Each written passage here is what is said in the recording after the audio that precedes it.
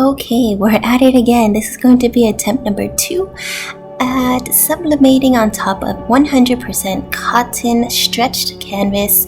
This is not treated, it has no type of polyester coating. Let's see if this works. Okay, let's do this.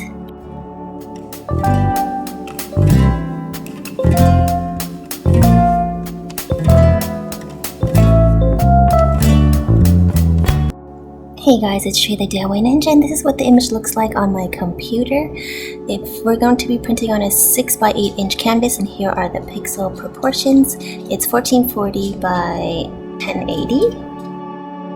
Okay, we are printing the image.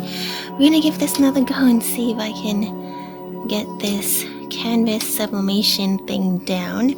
This one is a majority black image, so it'll be really interesting to see how well it transfers over, since the first video that I did trying to sublimate on canvas kind of failed. So yeah, this time I did mirror it, though you probably won't be able to tell since there is no font or words on the graphic. But yeah, I'm gonna wait for this to print and then I'll show you what it looks like when we're done.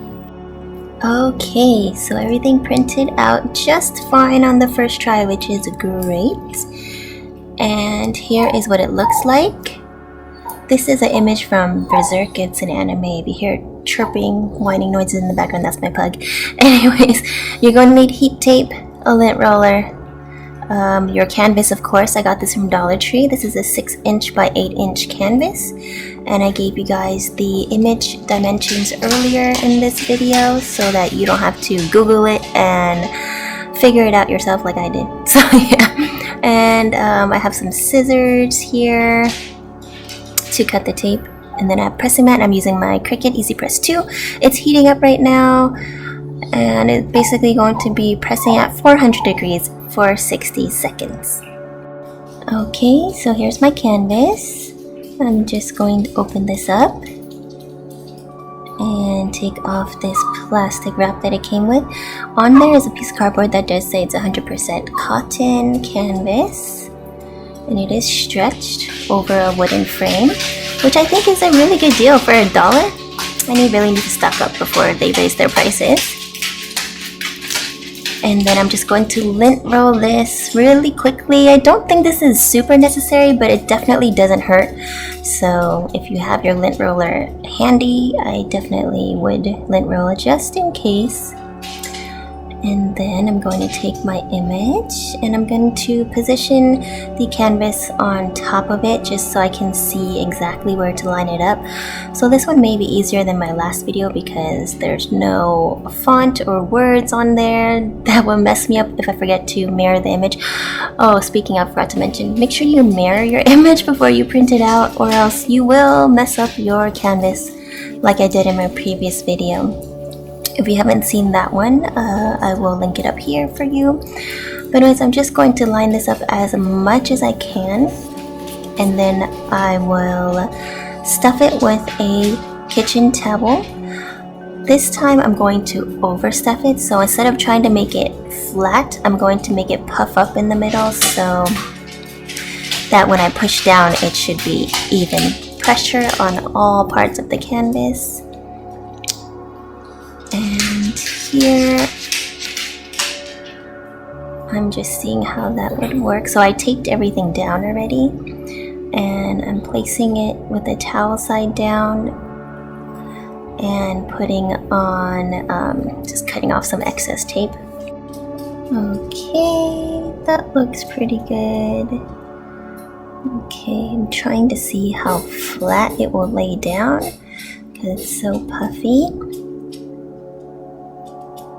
I think it'll work though. Hopefully it'll work better this time. Okay, there goes my top cover sheet to protect my press. And then I'm going to grab my Cricut Easy Press 2 and lay it on and push as hard as I can for dear life, because you need to have a lot of pressure to make this work.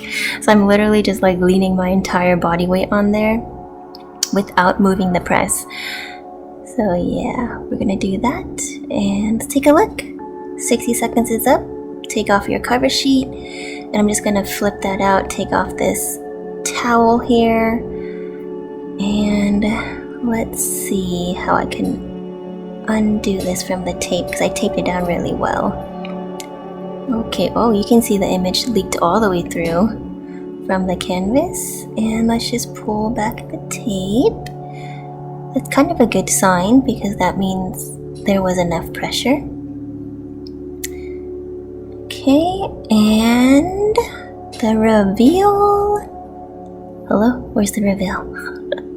There we go. Wow. Okay, that's pretty good. Pretty good there. You can see the blacks are a lot darker this round since it was majority black ink. I'm glad it came out pretty well on the canvas. And this is what the paper looks like. So you can see a lot of the ink transferred really well. Maybe a little bit up top in the middle, maybe not even pressure, but it still looks good. Kind of gives it some dimension. I cannot tell what this picture is.